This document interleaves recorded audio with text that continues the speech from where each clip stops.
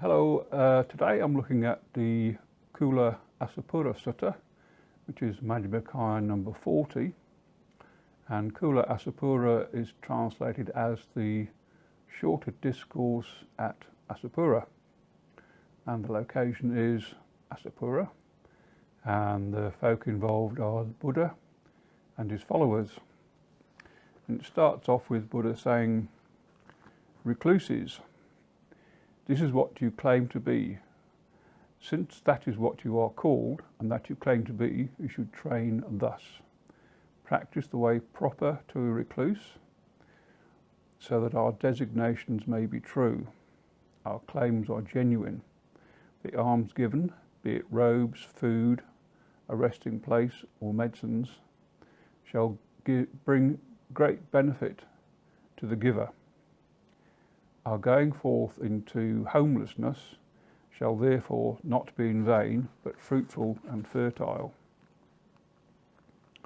So Buddha continues, how does a bhikkhu not practice the proper way to be a recluse?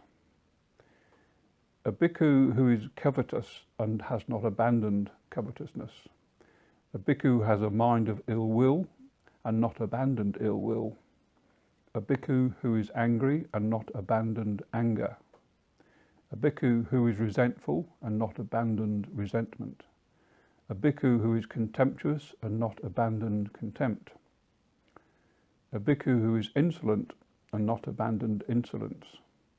A bhikkhu who is envious and not abandoned envy. A bhikkhu, a bhikkhu who is avaricious and not abandoned avarice. A bhikkhu who is fraudulent and not abandoned fraud. A bhikkhu who is deceitful and not abandoned deceit. A bhikkhu who has evil wishes and not abandoned evil wishes. A bhikkhu who has wrong view and not abandoned wrong view. Because of his failure to abandon these practices, these faults, these are reasons for rebirth in a state of deprivation. So that is how not to practice the proper way to be a recluse. The Buddha then continues comparing a bhikkhu going forth as being like a sharpened sword enclosed in a patchwork sheath.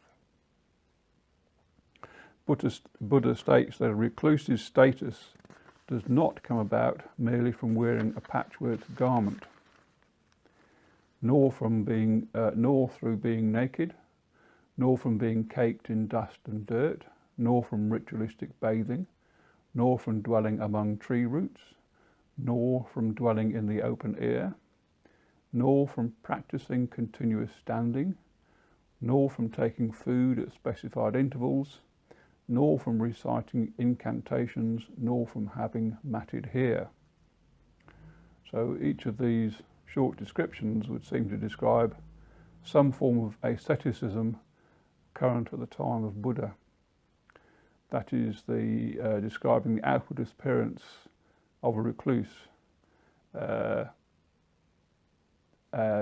is what he's just done, and previously listed the inward attitude of a recluse. So there's two ways that a person is, or two forms in which a person is not a recluse.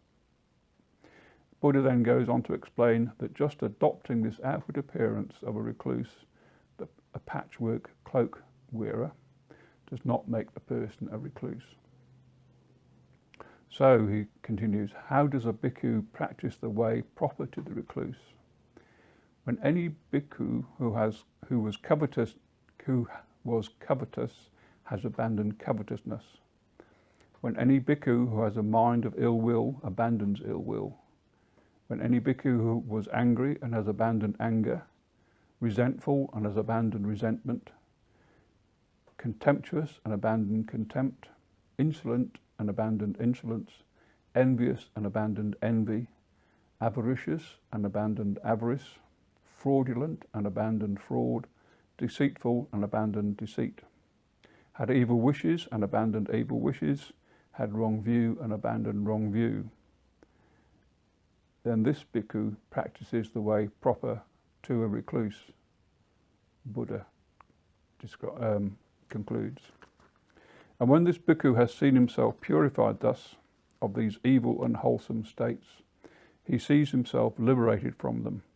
Gladness is born in him, rapture is then born in him, then his body becomes tranquil, thus feeling pleasure, and the mind becomes concentrated. The bhikkhu abides with a mind imbued with loving kindness without hostility and ill will, with a mind imbued with altruistic joy without hostility or ill will, with a mind imbued with equanimity without hostility or ill will. And Buddha then gives an analogy. It is like a man parched in hot weather, coming across a pond with clear, agreeable, cool, delightful water, and is able to quench his thirst. So too, Buddha continues, when a person, a nobleman, a Brahmin, a merchant, a worker, goes forth, and after encountering the Dhamma and discipline proclaimed by the Tathagata, he develops loving kindness, compassion, appreciative joy and equanimity, and thereby gains internal peace. Then because of that internal peace, he practices the way proper to the recluse.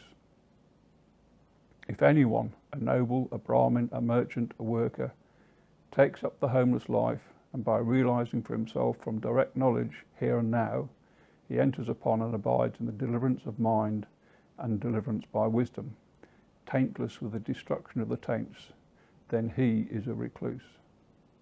And so ends Majjhima Nikaya number 40. Thanks for watching.